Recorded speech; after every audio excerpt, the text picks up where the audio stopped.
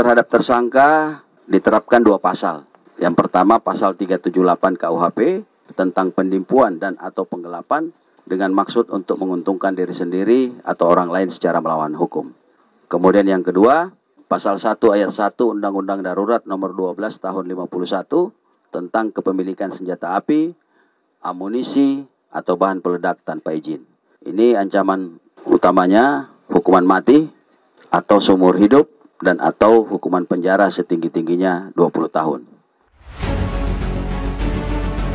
Pada kesempatan ini, Polda Kalsel kembali bersama-sama kita berkumpul untuk melakukan press release. Yang utama adalah pengungkapan kasus penipuan, di mana kasus penipuan ini sendiri menjadi menarik manakala korbannya adalah orang-orang yang ingin mendaftar ataupun ingin menjadi seorang anggota Polri di semua tingkatan, mulai dari level penerimaan akademi kepolisian, kemudian penerimaan perwira polisi sumber sarjana, termasuk juga Bintara Polri. Dari hasil perbuatannya terdapat total sebanyak 24 orang warga sipil menjadi korban penipuan yang tersebar di beberapa wilayah di Indonesia, antara lain Kalimantan Selatan sendiri, kemudian Jakarta, Jawa Timur, Riau, dan Jawa Tengah. Bahkan ada salah satu korbannya adalah artis yang berinisial AF yang berdomisili di Jakarta. Ini juga menjadi saksi di dalam kasus ini. Kemudian ada 3 korban yang berasal dari Kalimantan Selatan dengan total kerugian mencapai 1.150 juta rupiah. Kemudian apabila seluruh kerugian korban ditotalkan, akumulasi dari beberapa korban, itu total kerugian 4.495 juta rupiah. Adapun barang bukti tindak pidana penipuan atau penggelapan yang dilakukan oleh tersangka, petugas berhasil mengamankan beberapa barang bukti, diantaranya 1 buah laptop merek Asus, ada juga printer, ini tujuannya untuk mencetak beberapa dokumen, kemudian ada 4 buah buku tabungan, 13 buah kartu tanda anggota Polri yang diduga palsu, 2 buah SIM A dan SIM C yang diduga palsu, 20 buah stempel dari berbagai macam instansi. Kemudian juga disita 2 unit handphone, kemudian 1 unit mobil Toyota Alphard berwarna hitam, ini keluaran tahun 2015, dipastikan dibeli dengan menggunakan uang hasil kejahatan.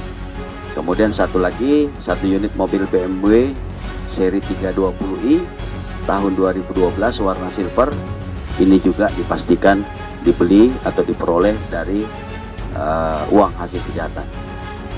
Rekan-rekan sekalian, dapat juga saya informasikan selain kasus tindak pidana penipuan atau penggelapan yang telah dilakukan oleh tersangka, rekan-rekan di Treskrim Polda Kalsel juga bersama-sama dengan Bareskrim ini berhasil mengungkap kasus tindak pidana kepemilikan senjata api dan amunisi tanpa izin yang sah oleh tersangka Muhammad Ramadan alias Rama alias Agung bin Wibowo. Dalam kesempatan ini juga saya ingin menyampaikan bahwa terkait dengan proses rekrutmen atau penerimaan anggota Polri, seluruh tahapannya sekali lagi saya sampaikan tidak ada dipungut bayaran. Jadi kalau ada yang mengatasnamakan atau mengiming-imingi menggunakan jalur-jalur tertentu tetapi ujung-ujungnya duit, itu nggak usah dipercaya. Sekali lagi nggak usah dipercaya, karena sengaja kasus ini harus kita sampaikan ke publik biar juga publik percaya dan yakin bahwa memang modus-modus seperti ini banyak, ya banyak. Sebelum mengakhiri penyampaian pada press release ini, saya ingin menyampaikan apresiasi kepada rekan-rekan personil Direktorat Reserse Kriminal Umum Polda Kalsel, khususnya Subdit Jatan Ras yang telah berhasil mengungkap kasus tindak pidana penipuan atau penggelapan ini, sekaligus kepemilikan senjata api dan amunisi secara ilegal. Tentunya sekali lagi pengungkapan ini menjadi pemicu atau motivasi yang kuat bagi anggota untuk senantiasa menunjukkan kinerja terbaik di dalam melaksanakan tugas yang diamanahkan oleh negara.